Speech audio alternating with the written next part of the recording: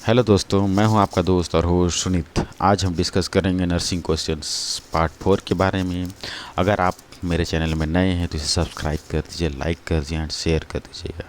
चलिए चलते हैं अपने पहले क्वेश्चन की तरफ, जो कि पहला ये है, which temperature is considered most accurate. इनमें से कौन सा जो टेम्परेचर है वो मोस्ट एक्यूरेट होता है? ए ओरल, बी एक्जिलरी, सी ग्रोइन, डी रेक्टल।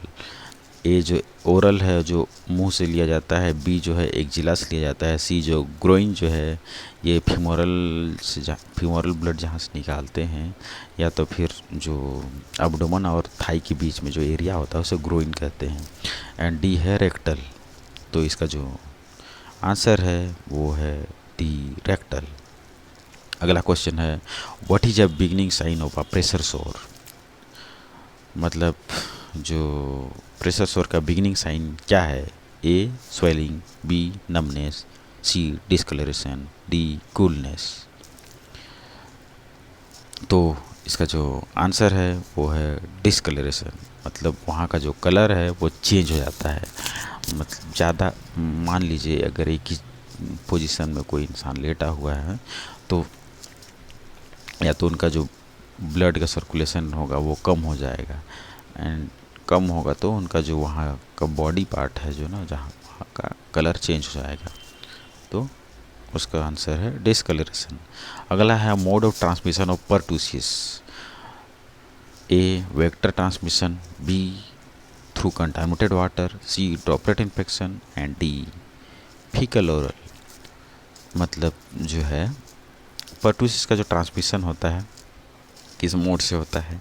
ये है वेक्टर ट्रांसमिशन। वेक्टर ट्रांसमिशन का मतलब होता है, मतलब कि अगर जैसे कोई एनिमल से ह्यूमन में होता है या तो एनिमल से एनिमल में जो होता है, इस प्रकार का ट्रांसमिशन होता है, उसे वेक्टर ट्रांसमिशन बोलते हैं। बी है थ्रू कंटामिनेटेड वाटर, मतलब गंदा पानी से होने वाला, एंड सी है ड्रॉपलेट इन्फेक्शन, जो हम लोग खांसते हैं, छींकते हैं या बोलते हैं तो जो थूक निकलता है उसके थ्रू जो इन्फेक्शन ट्रांसमिशन होता है उसे ड्रॉपलेट इन्फेक्शन बोलते हैं। एंड फीकल ओरल, मतलब ओरल के थ्रू जो ट्रांसमिशन होता है उसे हम फीकल ओरल बोलते हैं। फीकल ओरल में जैसे जो लिप टू लिप एक किस को होता है वो है, एंड जैसे हम लोग भोजन जो लेते हैं उसके थ्रू भी होता है। भोजन हो गया, वाटर हो गया, उसके थ्रू जो होता है मुंह से जो लेते हैं उसे फीकल ओरल कहते हैं। तो इसका जो आंसर है वो ड्रॉपलेट इन्फेक्शन है। अगला है, time required to measure the Mantoux test. Mantoux test का जो मेजर, मतलब उसका रिजल्ट तो आता है, कब तक आता है, कितना टाइम लगता है? ए है 24 to 48 hours, B 48 to 72 hours, C 10 to 12 hours, D 2 to 4 hours. इसका जो आंसर है वो है 48 to 72 आवर्स। अगला है, name of the oral vaccine, oral polio vaccine. A BCG, B TAB, C Salk, D Sabin. तो जो ओरल पोलियो वैक्सीन है उससे क्या नाम से जाना जाता है? पहला है बीसीजी। बीसीजी का फुल फॉर्म है बैसिलस कैलमेटे गुरियन, जो टीबी से प्रिवेंट के लिए दिया जाता है। बी है टैब। टैब का मतलब है टाइफाइड वैक्सीन। ये जो होता है जो टाइफाइड से प्रिवेंशन के लिए दिया जाता है, ये सल्मोनेला टाइफी से होता है। एंड तीसरा है साल्क। साल्क वैक्सीन जो है ये डॉक्टर जॉन साल्क ने 1955 में लाया था। तो ये साल्क जो है वो डॉक्टर जॉन जो साल्क है उन्हीं के नाम पे रखा गया है। ये पोलियो माइलेटिस के लिए दिया जाता है। एंड ये साबिन है, ये भी ओरल पोलियो वायरस वैक्सीन है जो ओपीवी के नाम से जानते हैं, या तो फिर यही इसका जो आंसर है साबिन है। ये ओपीवी यही है, ओरल पोलियो वैक्सीन यही है साबिन। तो इसका आंसर है साबिन। अगला है the following are the standard tuberculosis drug except A chloromycin, B streptomycin, C INH, D PAS. जो ट्यूबरक्लोसिस है उसका जो ड्रग है वो इनमें से कौन सा नहीं है। एक्सेप्ट का मतलब होता है नहीं है। ए क्लोरोमाइसिन, क्लोरोमाइसिन जो है वो है एंटीबायोटिक है। बी स्ट्रेप्टोमाइसिन है, ये जो है ट्यूबरक्लोटिक ड्रग है। आईएनएच जिसके हम आइसोनियाजिड के नाम से जानते हैं, ये भी ट्यूबरक्लोसिस ड्रग है। एंड डी पास, पास जिसे हम पैरा अमीनो सालासाइलिक एसिड के नाम से जानते हैं, ये भी ट्यूबरक्लोसिस ड्रग ही है। तो इसका जो आंसर है क्लोरोमाइसिन ए है।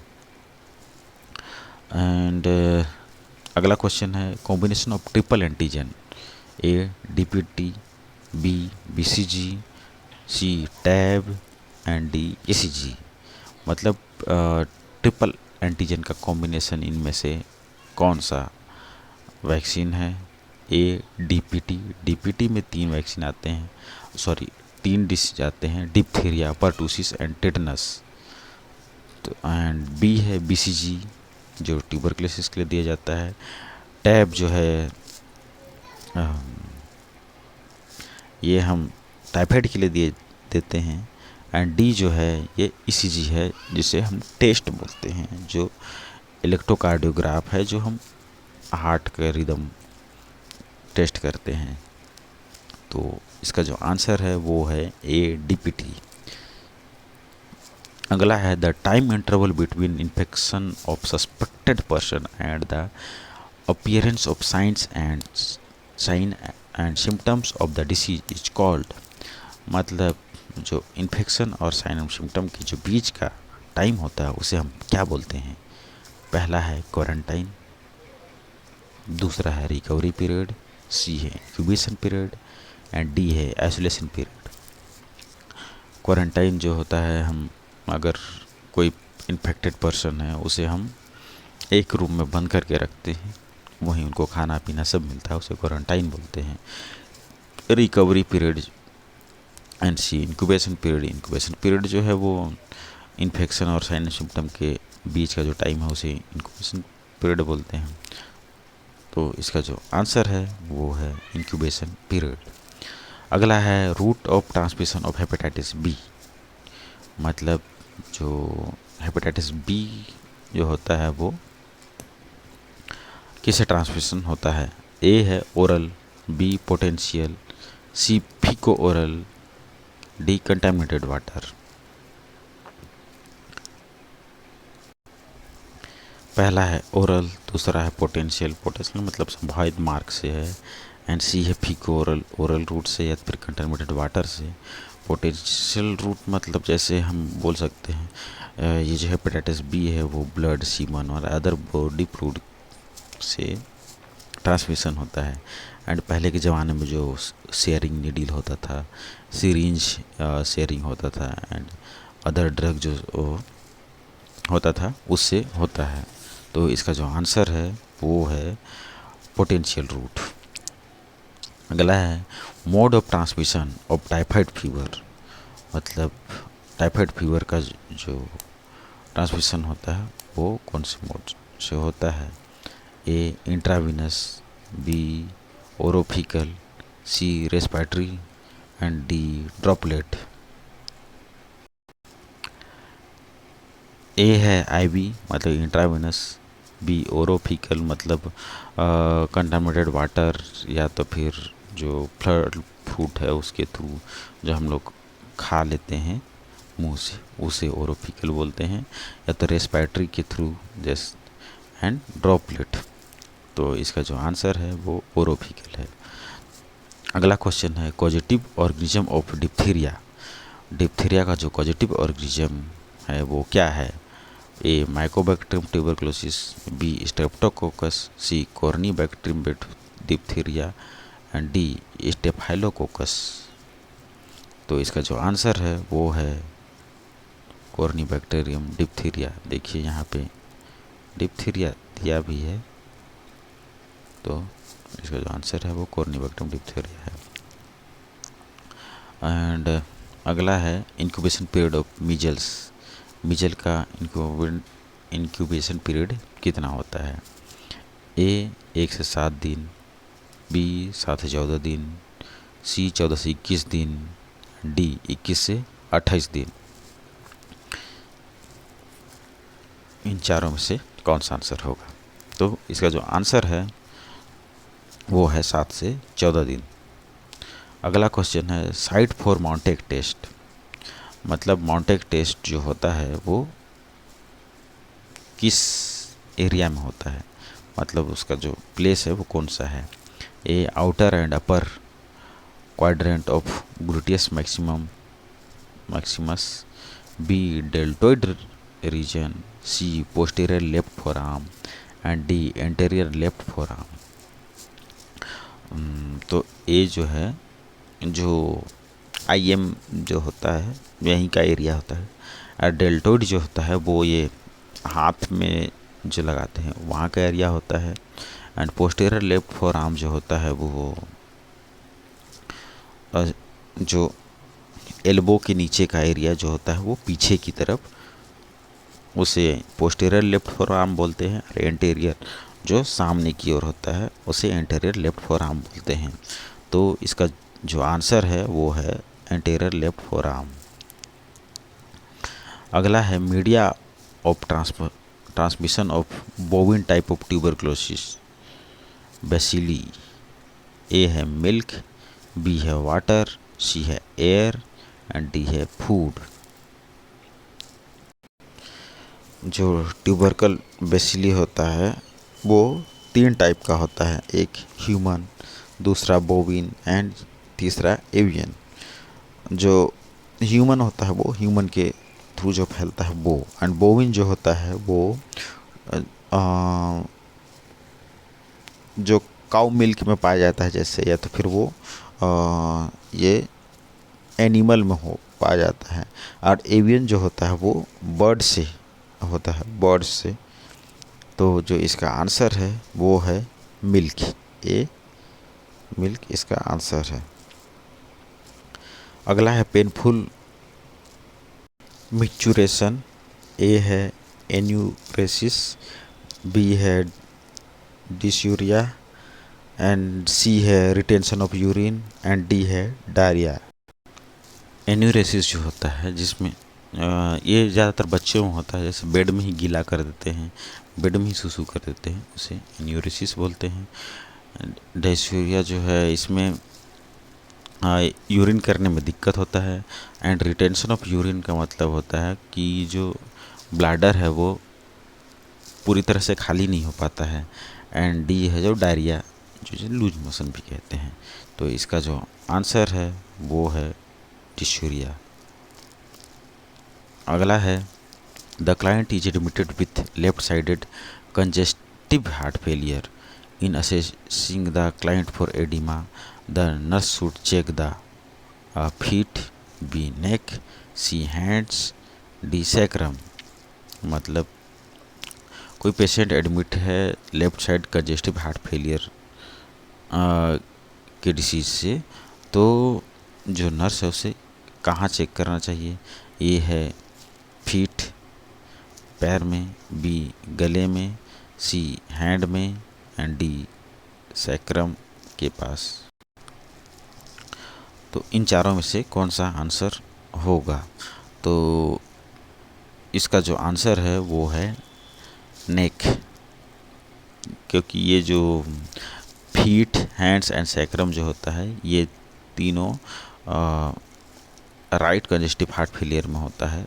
तो फिर इसका आंसर जो होगा वो नेक होगा। The jugular vein in the neck should be assessed for distension. जो हम जो नेक चेक करते हैं वो अच्छा डिस्टेंशन के लिए चेक करते हैं जुगुलर वेन के पास, एंड जो अदर पार्ट जो होता है वो right side congestive heart failure के लिए होता है, लेफ्ट साइड के लिए नहीं होता। तो इसका आंसर जो है वो नेक है।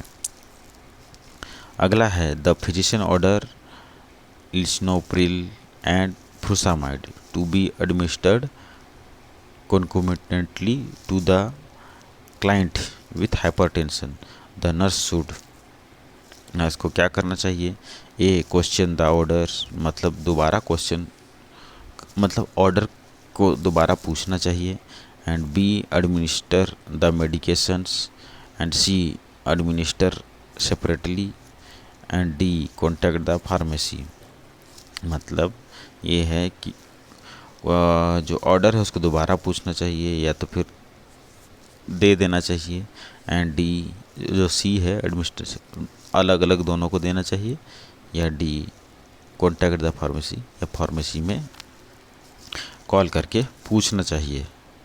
तो जिसका आंसर है एडमिनिस्टर द मेडिकेशन, क्योंकि जेस्ट्रिल एक एसी इनहिबिटर है जो डायरेटिक के साथ हाइपरटेंशन के लिए ट्रीटमेंट के लिए ही दिया जाता है. तो इसका जो आंसर है वो है दे देना चाहिए, बी एडमिनिस्टर द मेडिकेशंस.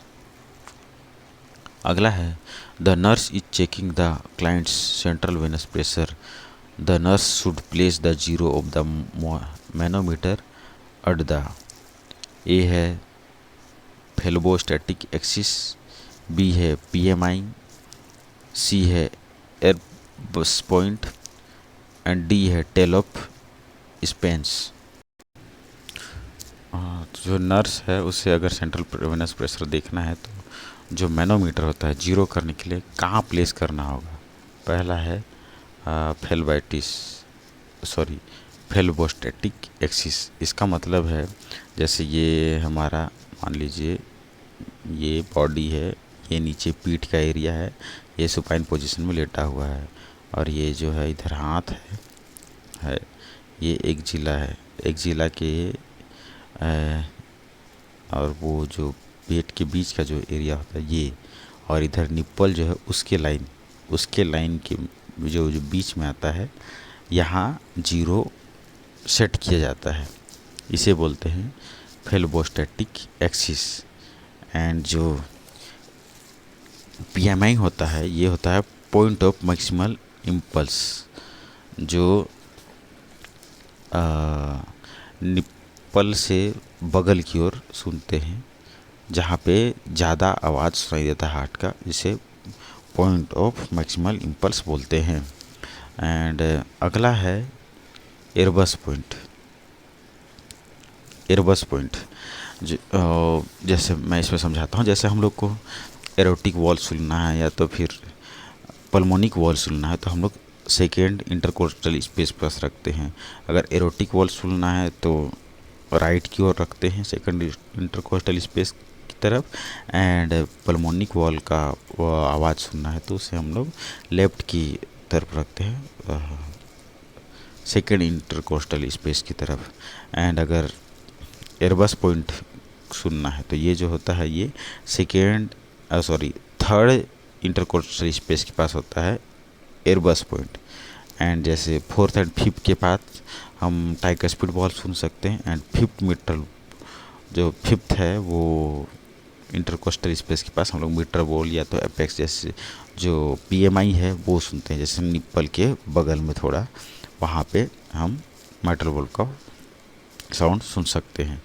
और टेल ऑफ स्पेस जो होता है ये होता है जैसे ये हमारा बॉडी पार्ट है एंड ये एक्जिला हाथ है, ये हैंड है, तो ये जो एक्जिला के यहाँ ये आसपास जो पॉइंट होता है उसे हम बोलते हैं टेल ऑफ स्पेंस. तो इसका जो आंसर है वो है फेल्बोस्टैटिक एक्सिस. अगला है the best method of evaluating the amount of peripheral oedema is A weighing the client daily, B measuring the extremity, C measuring the intake and output, D checking for putting.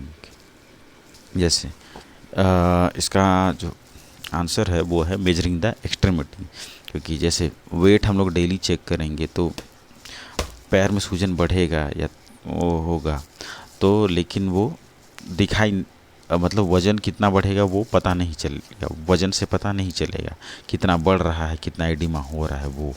And intake output लेने से भी इससे हमें उसका जो measurement है वो पता नहीं चलेगा। तो इसका जो ये है, हम लोग टेप से मेजर करेंगे, मेजरिंग द एक्सट्रीमिटी, मतलब हम लोग जितना बड़ा अगर एडिमा हुआ है उसे हम टेप से मेजर करेंगे तो कितना इंच बढ़ा, कितना क्या हुआ, उससे हम जान सकते हैं। तो इसका जो आंसर है वो मेजरिंग द एक्सट्रीमिटी है। अगला है, a client with vaginal cancer is being treated with a radio active vaginal implant. The clients husband ask the nurse if he can spend the night with his wife. The nurse should explain that A. Overnight stays by family members is against hospital policy. B. There is no need for him to stay because staffing is adequate. And C. His wife will rest much better knowing that he is at home. And D. Visitation is limited to 30 minutes when the implant is in place. जो client है वो vaginal cancer से पीड़ित थी, treated किया है radio active vaginal implant के through.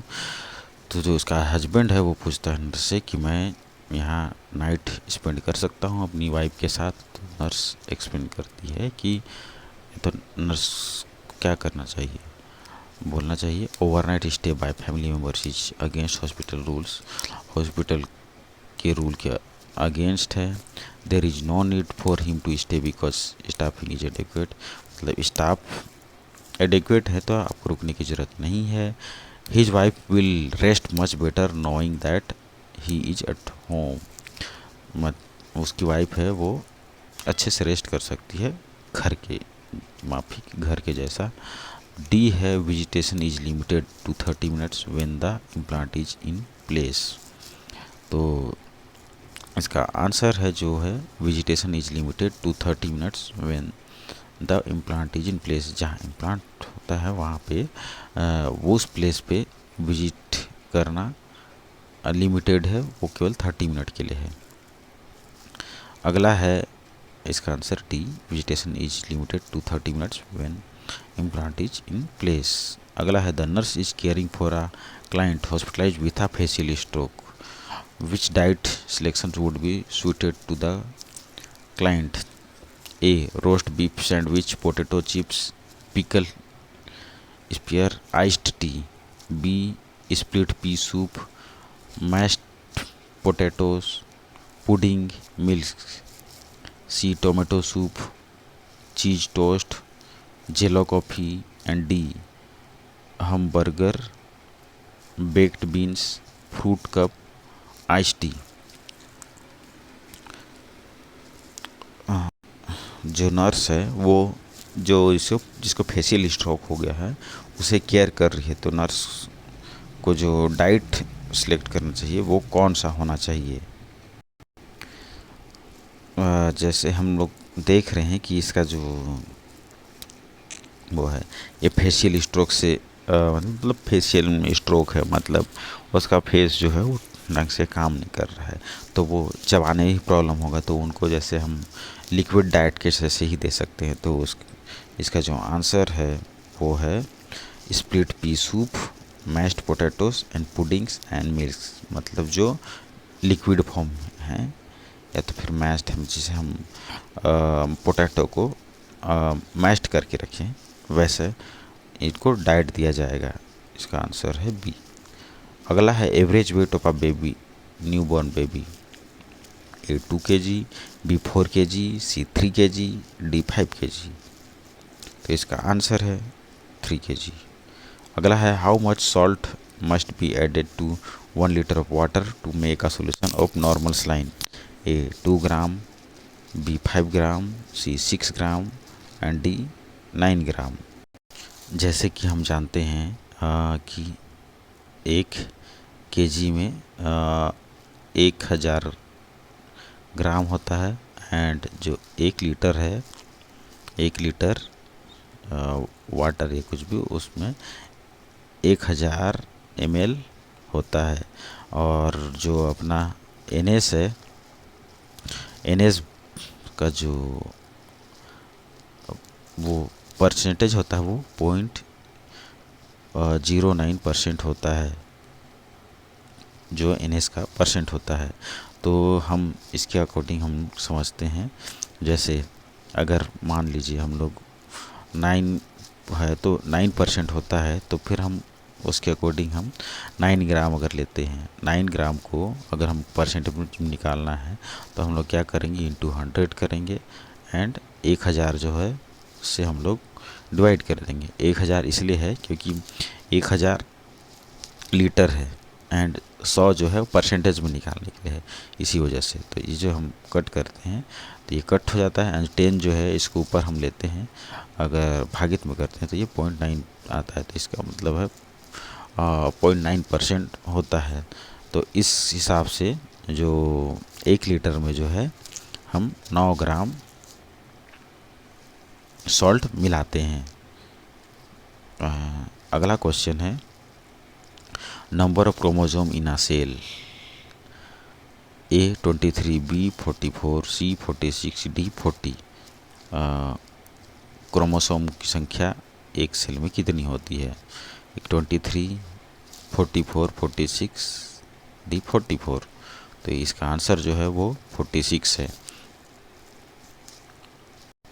जो क्रोमोसोम होते हैं वो 23 पेयर होते हैं, पेयर के होते हैं, उसमें से 22 जो पेयर हैं वो जो होते हैं वो नंबर क्रोमोसोम होते हैं, जिसे ऑटोसोम्स भी हम लोग बोलते हैं।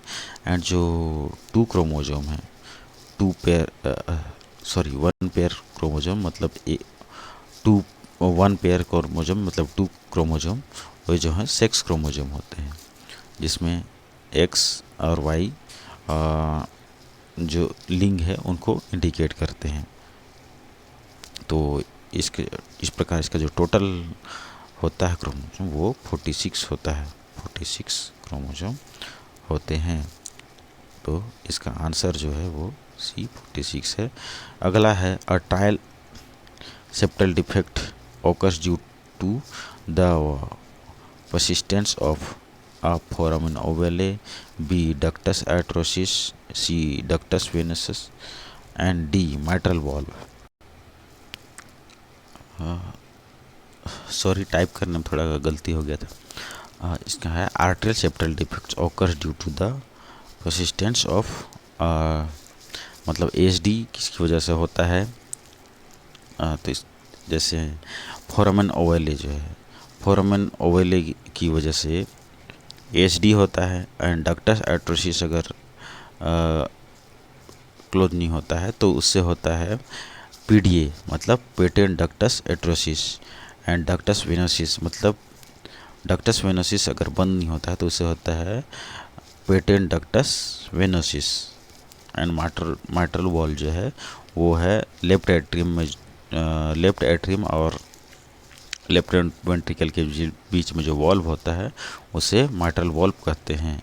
तो इसका जो आंसर है वो है फोरामेन ओवाले। थैंक यू दोस्तों।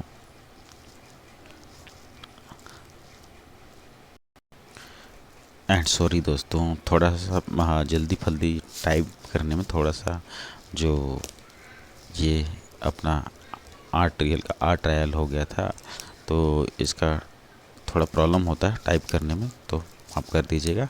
जो अभी नया थोड़ा टाइम लगेगा, पूरा सही कर लूँगा मैं।